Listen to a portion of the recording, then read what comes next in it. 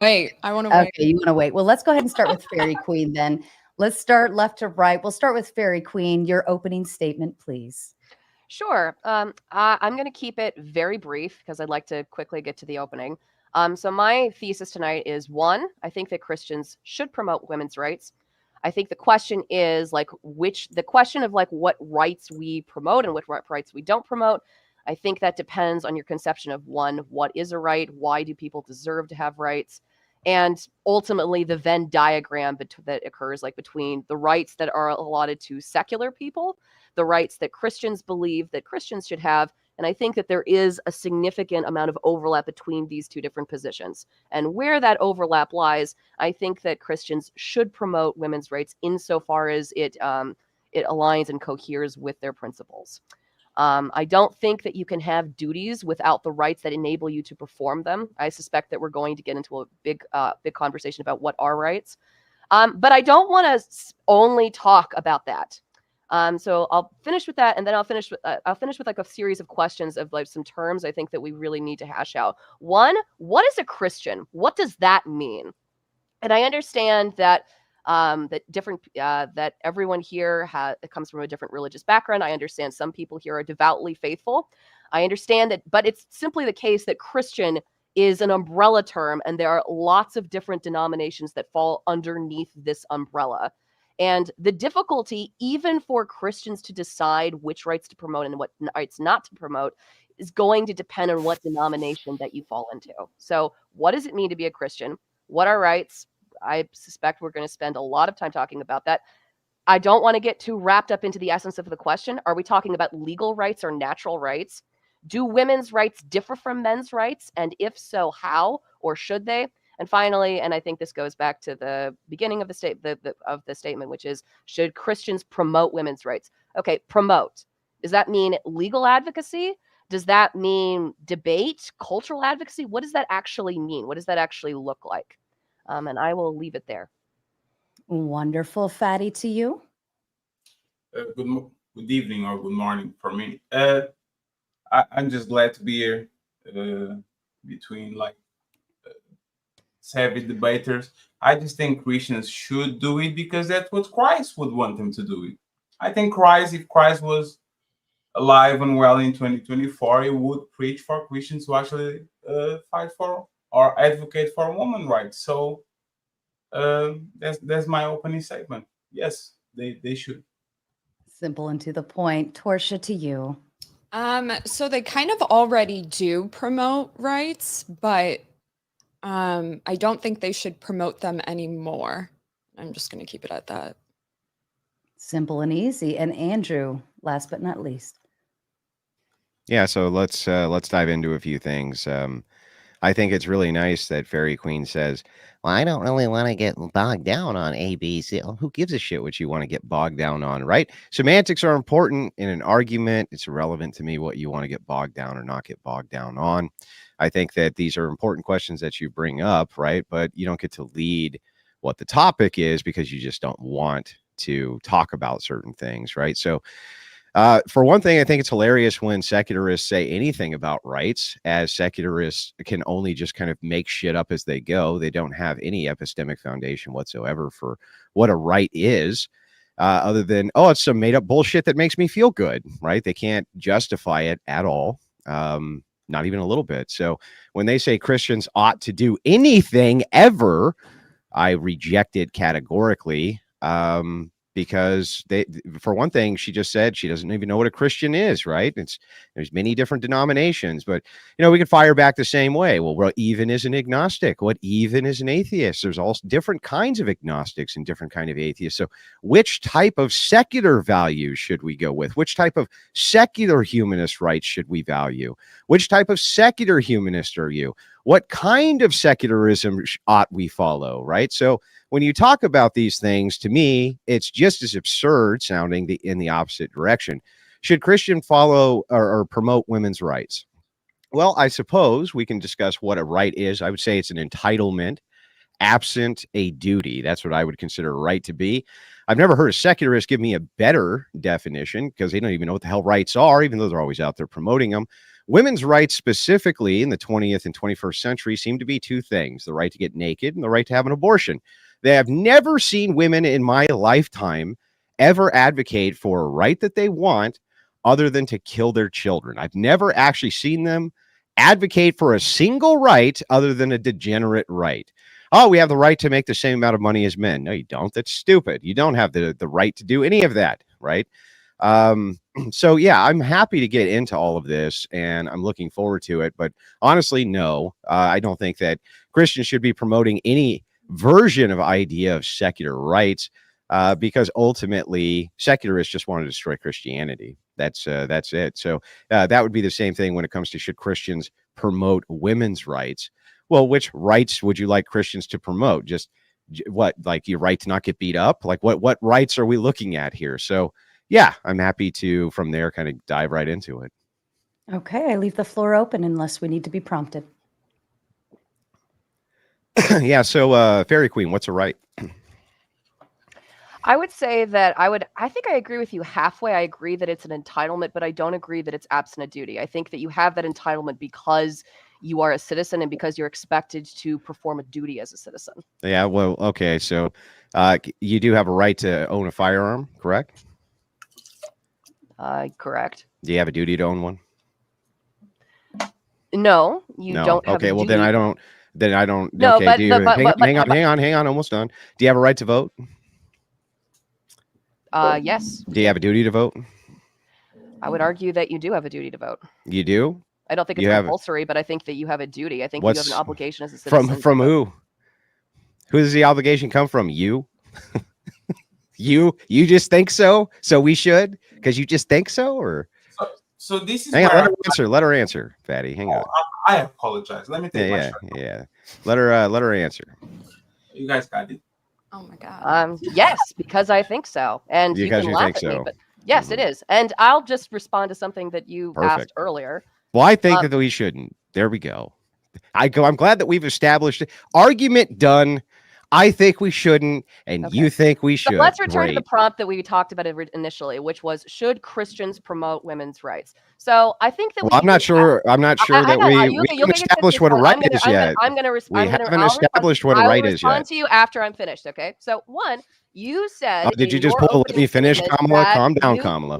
You said in your opening statement that it's just as absurd as sounding in the opposite direction, okay?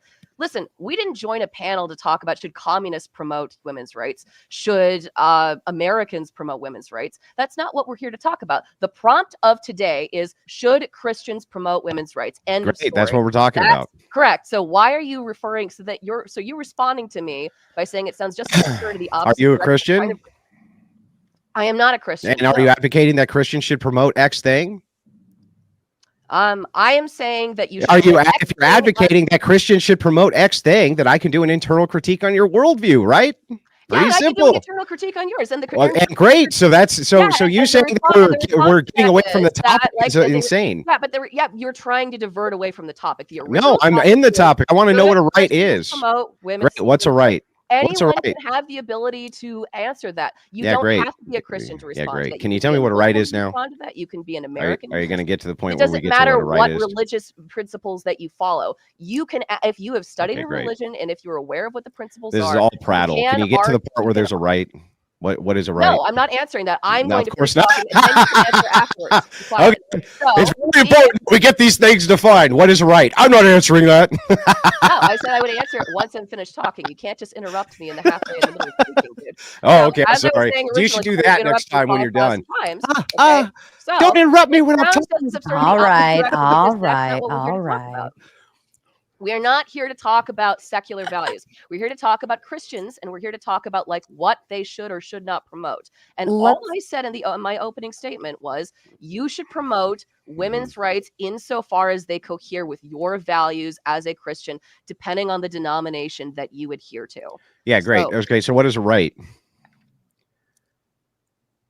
I've already explained that to you at the very beginning. I Yeah, think but you said that there's an entailment of duty. Then I gave you something you said was a right, and, but you have no I duty was to. going to respond to that. Okay, the Waiting duty that you for that have response. in order to okay, You have the right to own a gun because you pay taxes, because you live in the United States, and because you obey the laws of the United States, and because you're a citizen of the United States. If you want to be able to continue to own a firearm or to continue to have access to your rights, you have to perform the duty of following the law of the land, of the legislation that is laid down. Okay, That's so let's the duty. see if duty we is not to own can't. a gun. The duty Yeah, is to I'm follow actually the laws to own a confused. gun. Yeah, I'm confused by this entire thing. So are you saying that if you're not a net tax gain, you shouldn't be able to own a gun? A net tax gain. I'm Yeah. saying that, like, if you pay taxes and if you follow, Yeah, but what if you get more out of the system of taxpayers than you put in? Should it's you own a not, gun then? it's not a function of how many taxes you pay. So you just pay a tax. So if an illegal immigrant goes and pays a tax, they can have a gun. That's okay. No, if you become, What gives you the right to own a gun if then? you are a citizen in the United States, and if you pay taxes, and if you follow the laws, that's the duty that you have, and that's the reason why when we arrest criminals and when we put them in jail, why don't we have a duty remove to pay their rights, taxes. because they failed in their duty to follow. You don't the have a law. duty to pay taxes. Many people don't pay tax. Most people, in fact, are a net tax burden. They're not paying tax. They're getting more out of the tax system they're putting in to the tax system. So they're actually a burden to the tax system. So I would reject this as some type of duty, which is a must, because it's clearly not a must. You would not say that a person could not vote or could not do any of these things because they are a drain on the tax system. No, it's not about them being a drain on the tax system. The point is that you are contributing to, you have to pay, even if you're somebody that like uses welfare, even if you're somebody who is a drain on the tax system. Then you're if not paying you are taxes. paying taxes. You're not then paying that taxes. then you go to jail. It's a crime. No, you're not going to jail. If you get more out of the system from the tax system, listen, let me try to explain this to you, because I don't know why you're not understanding this. If you give me a nickel and I give you a dime in exchange for the nickel, did you give me 5 cents? You're saying that you gave me 5 cents, or did you make 5 cents? You tell me. I'm saying the fact that you have to give the 5 cents in the first place entitles you, because you paid your way. Even if you're getting a dime in exchange. Yes, even you're still entitled. So you're also following because you forgot the second part of that, and the second half of it is you also follow the law of the land. If you pay taxes, if you are a citizen, and if you follow the law of the land, then so what if the law of the land is of the right? Oh, okay. So what if the law of the land says that you can only own a gun if you go up on a temple and cut a person's heart out? Do you think that should be a right then, that you own a gun because that's the law of the land? I mean, I think it's a stupid law, and I think it's a stupid principle, but if that's the principle of the land, then that would be the reason. Well, then all rights are, according to you, is the rules and regulations put forward by an individual society. That's it. Correct. Yes, that's what it is. Okay, well then if all right is something, okay, well then if all a right is something which is put forward by some individual society, then if an individual society says anything is a right, then it is, correct? And anything is a duty, then it is? I mean, societies can make that determination for themselves if they want to. Well, I don't understand. How else is this done by your definition here of what a right is?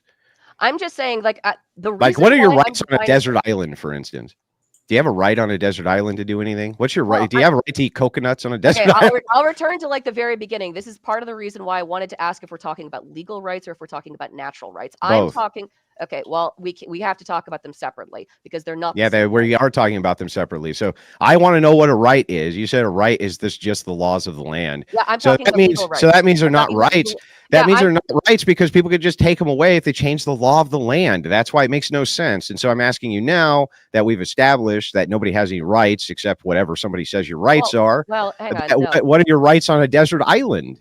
What are your rights then? You don't have any legal rights on a desert island because you're not a part of a country. Okay, what are your natural rights on a desert island? I mean, presumably, like, we have rights in order to say what you are entitled to from other people. So I'm not sure what your natural rights. So you don't have any rights on a desert island? If you're not around other people, like, because Fatty and Torsia, if you do want to chime in or go grab a beer, they're good. Keep going. So here's your. I'm just going to repeat this to you. Here's your definition of rights. You have a right to do what you're told. That's your definition of. You have a right to do what you're told by your government. You have a right to do what you're told by the collective. That's what you have a right to do. That's what you think rights are. Not kidding. That's what your position reduces to. You have a right to do what you're told. You have the right to do what you're told, and you will Mhm. receive benefits, and you will only receive the entitlements and benefits if you do as you're told. That's what it is to be in a country. That's what it is to Mhm. have a set of legal and moral principles that outline So what there the is law of the land no should be. great. So then there is no deeper set of rights. So if we agree there's no deeper sets of rights from your value structure, Of my value structure. then We're not whatever. talking about my value structure. We're talking about your value Yeah, structure, but which is how can why you? I returned Yeah, back how to can you this. criticize my value structure if your value structure is anything a collective of Christian tells you to do is fine? Okay, well, first of all, I didn't come in here necessarily to critique your value structure. All I said at the very beginning of this Mhm. of my opening statement was Christians should promote women's rights insofar as they cohere with their principles as Christians, depending on the denomination that you're in. So what that would mean is, But I still if don't even know what a right is. It would just be whatever the determination of whoever says they're a Christian church as a collective says the right is, and then imposes it on people with force, right? That's it. do you think that do you think that the government has the right to tax people? I don't know because I'm still not sure what we're talking about when it comes to rights. I'm not actually clear on what a right is unless I need you to just clarify this, I guess, and then maybe we can move forward. Is all a right is to you just whatever the collective can enforce? A right is an entitlement that you receive as a response of you fulfilling your duty as a citizen in the society. That's what a right is. Well, okay, but if nobody enforces any of these duties or rights or things like this, they don't exist, right? So they have to be imposed on people. They do have to be imposed upon people, and Okay. they're okay, but So like, that's whatever we can impose upon you is what you have a right or not a right to do, right?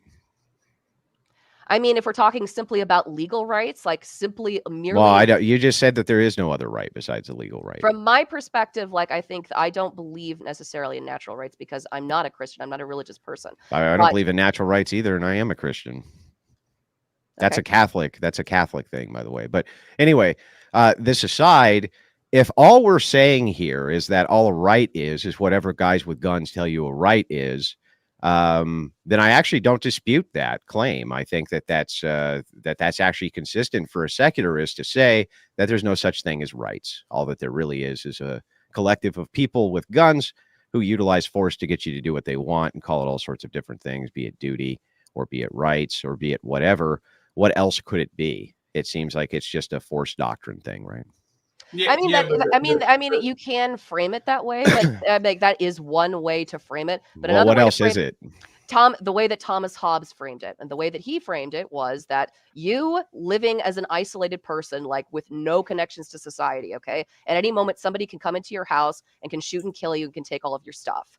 So Mhm. what is the response is that you have to go and you have to get a bigger gun so that you can shoot and kill. And the problem with this is that it causes constant warfare between people. It causes increased rates of violence, increased rates of problems throughout society. So what do?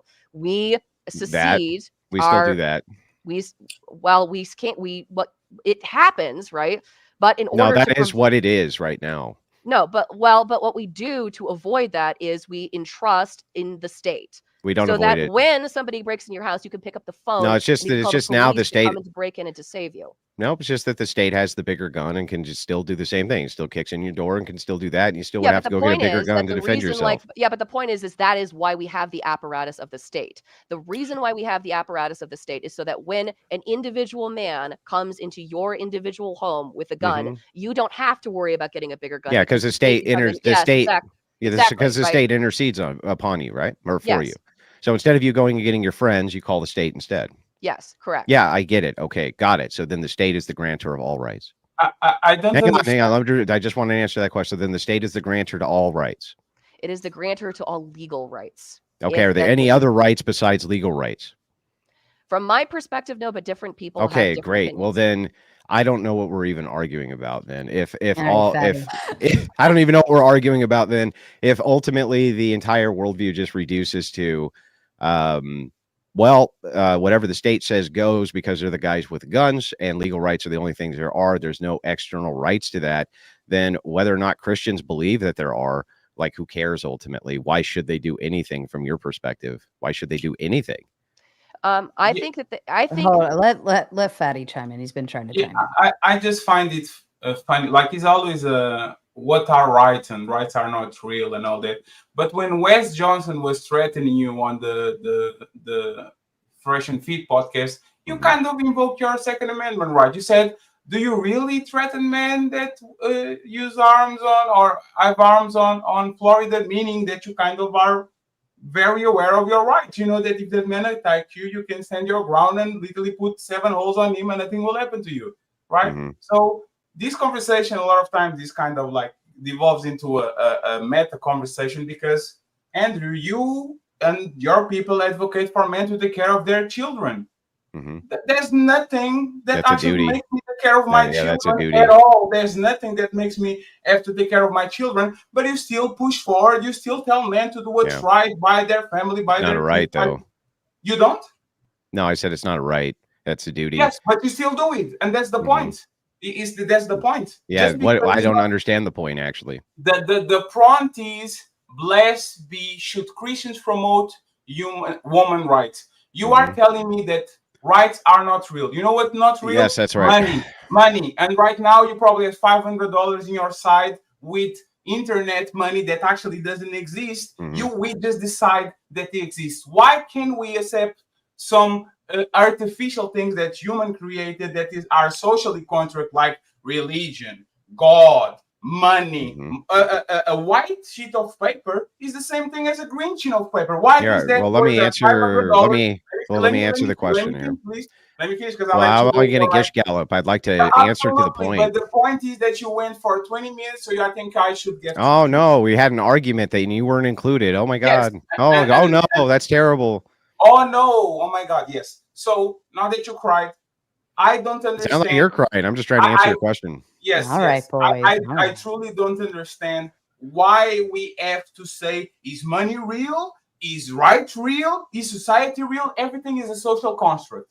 By the laws of the land, natural laws, the survivors of the fittest, there's always going to be somebody bigger than you that can take your shit. But I guarantee you, The Rock will get fucked up by a judge that can touch them, can do nothing to him, but just because he has power, he can enforce something to The Rock. So yes, rights are real, because if they weren't, Wes Johnson will fuck you up, and I'm glad he didn't, because you had your second amendment right to defend yourself. So go ahead, you got this. Okay, so yeah, when you say we're having a meta conversation, we're not having a meta conversation. It would be a conversation about the conversation. We're just having the conversation. So that's one. Then two, we're talking about metaphysics, which is applied here. And there's nothing wrong with talking about metaphysics because they do apply when you're talking about something which is metaphysical, like rights. So when we dive into rights, you say, well, wait, money's not real, right, Andrew? No, money is not real. It is a social construction. I'll just grant it off the bat that the only thing that gives money value is the fact that we claim that it has value, and that's it. It has no intrinsic value. It's just a piece of paper. You could take monopoly money. You could replace all money with it. As long as people had faith in the same value of currency that monopoly money now represented, it would still be just as valuable as dollars. So it's real. So no, it's not real. It's a construction of the mind.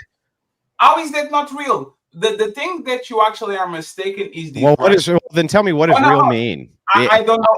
Real means exist in material reality. I am not as smart as you, but I would think that is based on reality, right? Yeah. So I would say that you use what would be called like a correspondence theory for truth, right? Correspondence theory being that which corresponds with reality is what is true and what is real, right? I will go with that because I'm not that smart. Yeah, so it's probably like something like this. So here's the thing.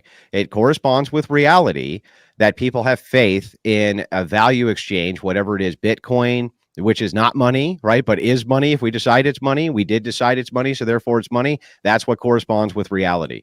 What doesn't hang on. What doesn't correspond with reality is you making the claim, oh, money is real. It's not. The pieces of paper are real. They exist in objective reality. But the reason you have to make these distinctions is because otherwise guys like you could say men could be women, right? Because you can't make the distinguishment between which parts are which parts and this type of thing when you apply it to objective reality. So we have to unfortunately take what is a social construction and separate it from what is material reality. Not everything is a social construction. That's absurd. There are things which exist in material reality, and there's things which do not.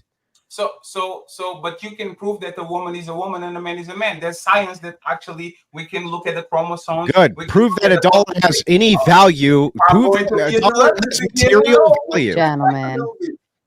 Prove that a dollar has material value outside the mind.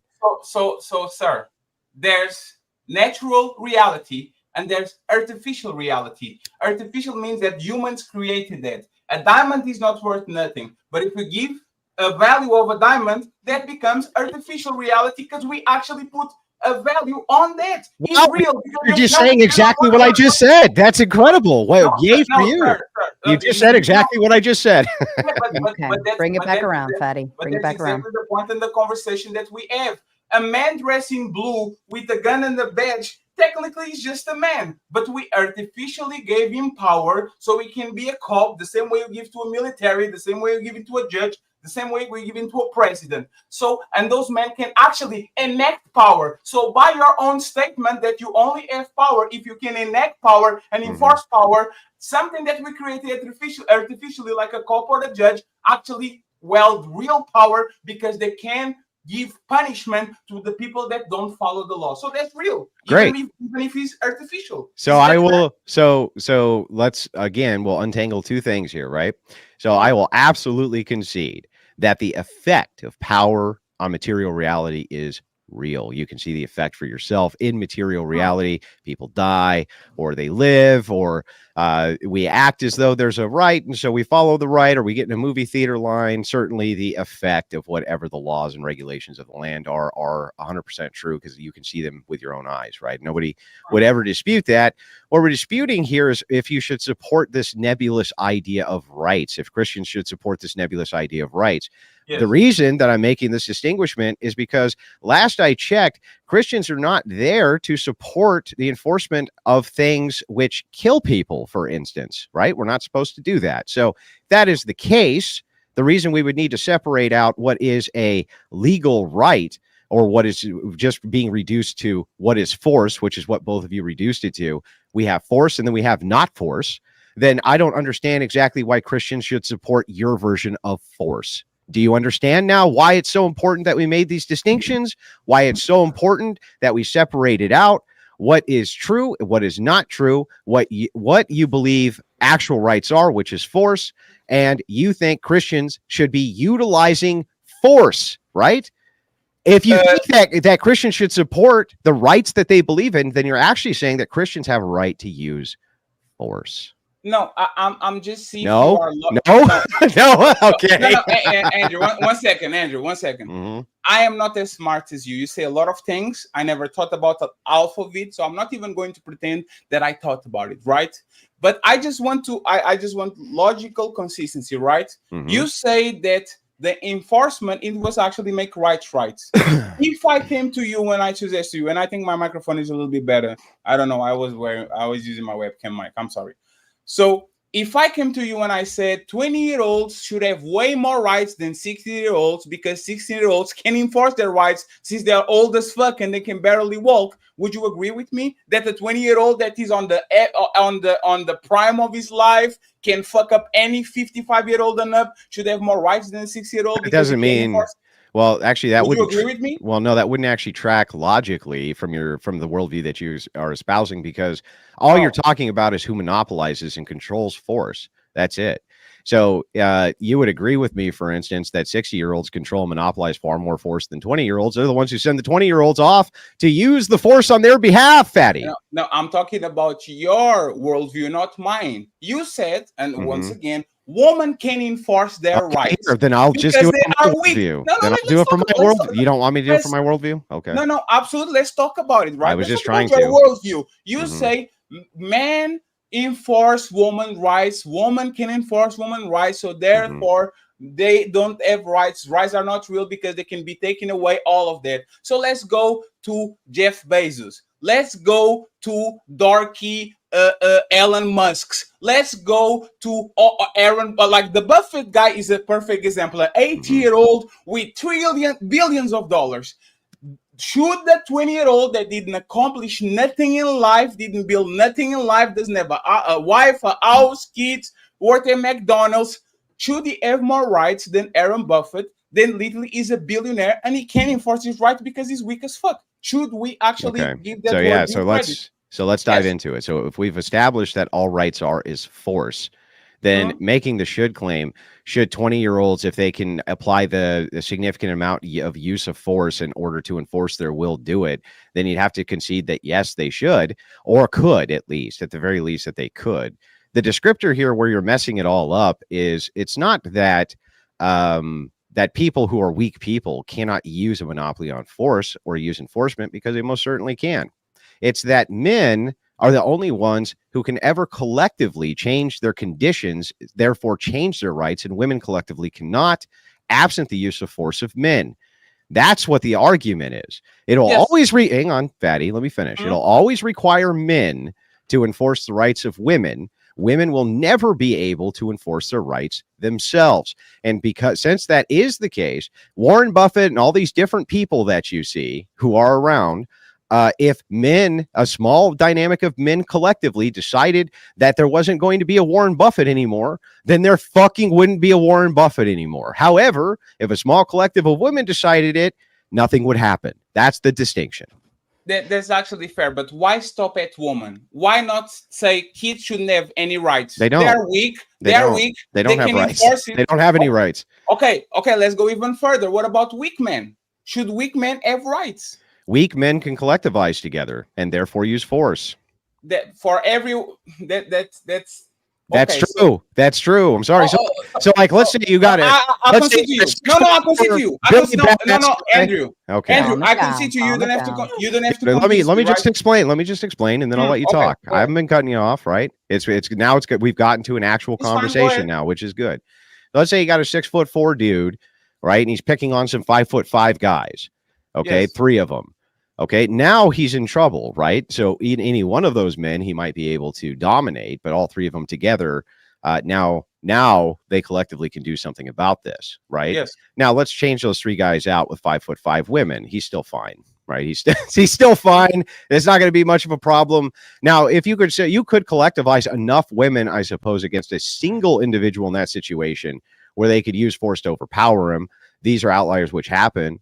But when it comes to actual enforcement, state enforcement of rights, you're always going to have to defer to men, and even weak men can collectivize in order to make their will obeyed. So that's totally fair, and I agree with you, right? But my problem is, why don't you escalate things? On my country, like in Europe, Portugal, there's a saying that says, "Men rule the world and women rule men." Right? We can see it in fiction. Game of Thrones. Simp country, or King what? Joffrey. No, I'm not a simp at all, sir. Let's not go there, right? No, I said simp country. Oh, absolutely. Fuck bitches, get money. That's the motto in Portugal. But even though, right, let's actually look at what is happening, right? Even in fiction, you actually see this. King Joffrey was not the king. His mother was the king.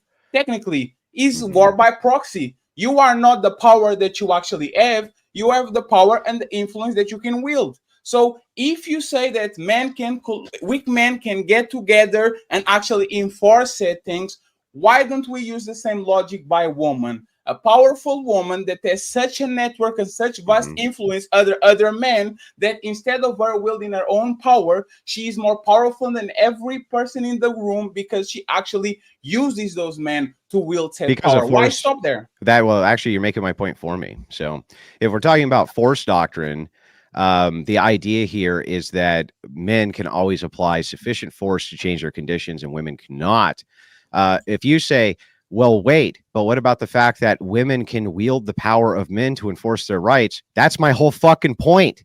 My whole fucking point is that women can't enforce their rights on their own without men, Fatty. That's my whole point, Fatty. That they can't do it, Fatty, without appealing to men, which is what you just said, Fatty.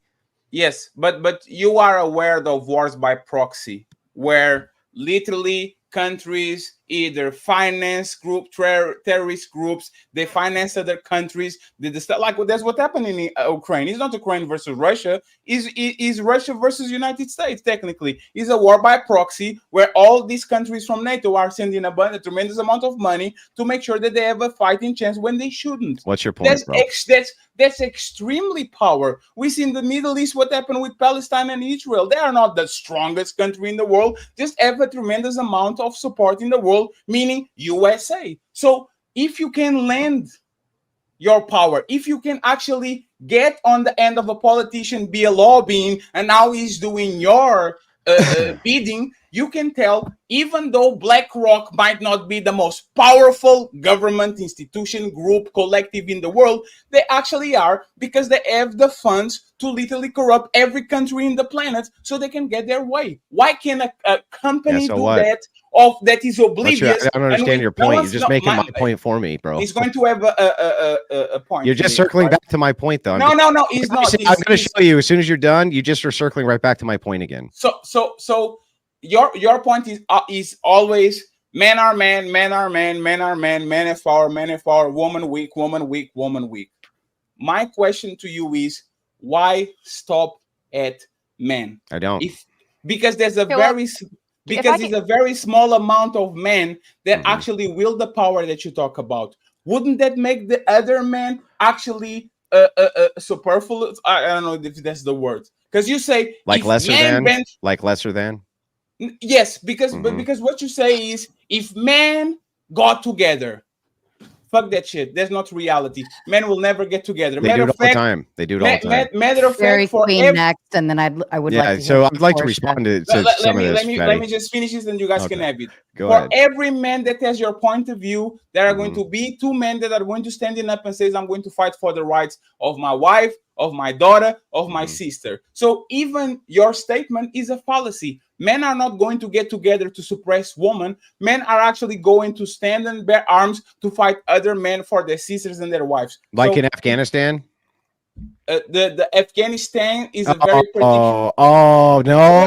So men collectively in Afghanistan said, you ain't got no rights. No, what are women going to do about it, Fatty? Tell me. They are not going to do nothing. Complain to men. They're going to complain to other men in other countries and demand other men in other countries come in and fucking live with them, Fatty. Just admit it. So yes, but that's the point. You actually prove my point. You are using the Taliban to say that men can go and take any right that women think they have when bigger when bigger dogs can literally go to Afghanistan. All women can do is appeal to men to liberate them from the men. That's it, because they can't enforce their rights, Fatty. For the 300th time, they can't enforce their own rights, Fatty. They can't do it. I'd like to hear from. Hold on, Torsha. I would like to hear from you, and then we'll shift it back over to Fairy Queen because Torsha hasn't spoken yet. So I agree that men have enforcement, and I understand that. But then, why is the church woke today? If that's the case, well, there's only one the church. Now you can argue that the one church, and Catholics argue it all the time, is the Catholic Church. I would argue it's the Orthodox Church, right? But that is the only structure of the church. There is no the church from a Protestant perspective, because each Protestant considers themselves the church. So just not your church. Yeah, so just so you know, Catholics and Orthodox, it's a patriarchal religion. It's literally called a patristic faith for a reason. Women are not allowed to be deaconesses. They're not allowed to be priests. They're not allowed to hold positions of authority within the church. They're not allowed to be clergy. They're not allowed to do any of these things. So when you make these kind of bold claims of, well, why is the church woke? Well, the church isn't fucking woke. The truth of the matter is that they're the only ones who resist LGBTQ propaganda, feminism, the non-patriarchal viewpoints in the world. That's always been resisted by the church. Protestants fucked this up with Martin Luther, who was a worthless nun-humping man whore. Okay, and he messed up modern day Christianity for the West with Protestantism. But the church is a patristic faith. It's patristic, not there for women. Not for women's empowerment. In other words, it's there for women to be humble. The Bible teaches that women are liberated through childbirth. That is their true liberation. That is their true power. And literally it talks about the salvation through childbirth, because now you have a responsibility greater than yourself, an actual duty. It's not about my rights. It's not about my rights. It's not about what I get. It's not about my equality. It's about submission to Jesus Christ. That's what it's about, is submission to Jesus Christ. And the authority and the heads of inside of a marriage, for instance, the representation of what Jesus Christ is the husband. And so your job is to submit and obey. Your job is not to talk about how you want more egalitarianism and how you want more shit for yourself. That is not a Christian viewpoint. So when people say Christians ought to support this X political agenda, it's a perversion right from the outset. And then when we're able to reduce it, Torsia, we find out that the very people who are telling us that we ought to support women's rights, when you reduce what they think a right is, they just think it's force. If that is the case, then what they're actually asking Christians to do is use force. That's the only way it logically tracks. And Fairy Queen to you. Thank you for your patience. So, yeah, no worries. I have a series of questions. So one, okay, do you think that the disabled have rights?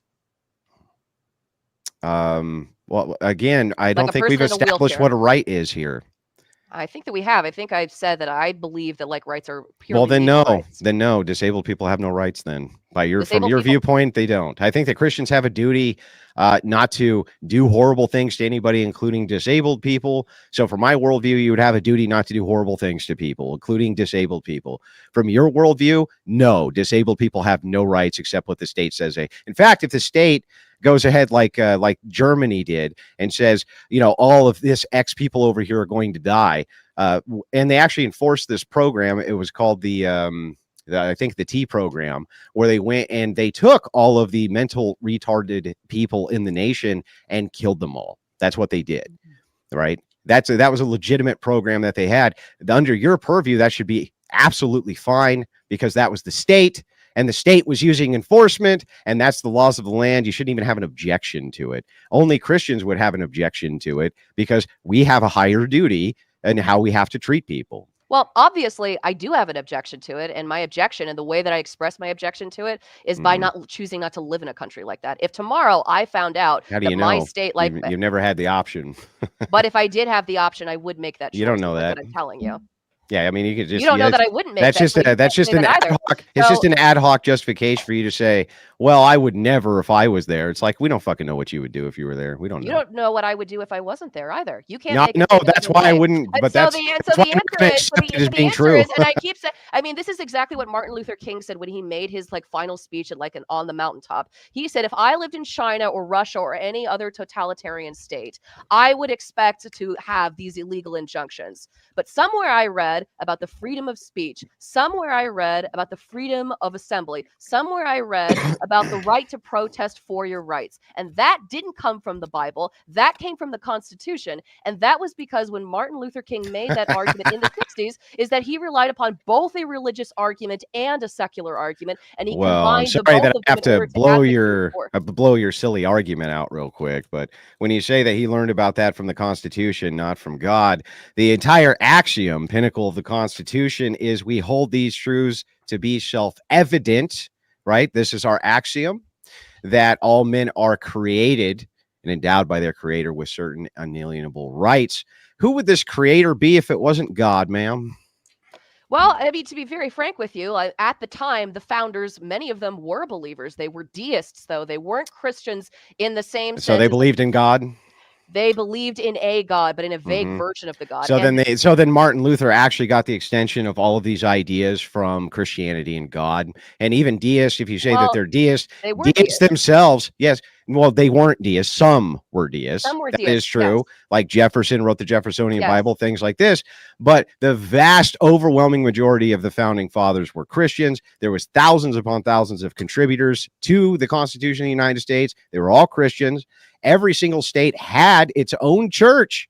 And there was no separation even of church and state. Every single state had its own church. Precisely the reason why it was so important when George Washington made sure to say in the Treaty of Tripoli that this nation is in no sense founded. You mean Thomas Jefferson?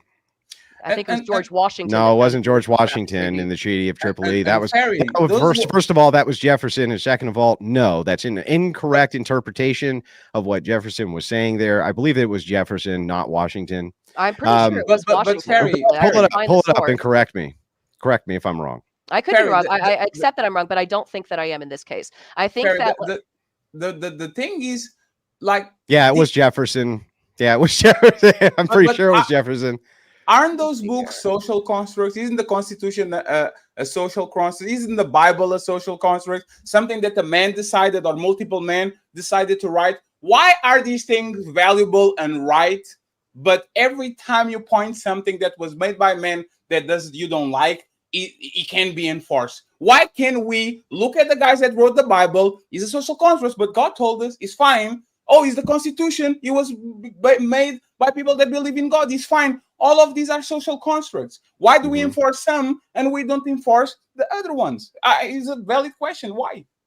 Let me make sure I got the question right. Do you mind if I steel man it, and then you can tell me if I'm right? Like, why do we enforce some things but not other things? Is that what you're asking me?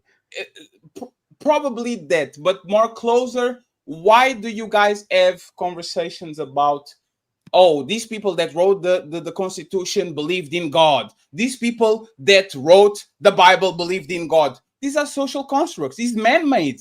It's man-made. Man actually wrote those. Why do we consider those valid? But when it comes to these rights that other people wrote on the book and said, this is law, let's pass it, these are rights, human rights, why do we have to disregard them? Like, why one is more powerful than the other one? So to steel man the position, if it's true that God is just a social construction, or the Bible's a social construction because man wrote it instead of like a divine being coming down and writing it himself, something like this, why is it that we should adhere to those rather than other social constructions?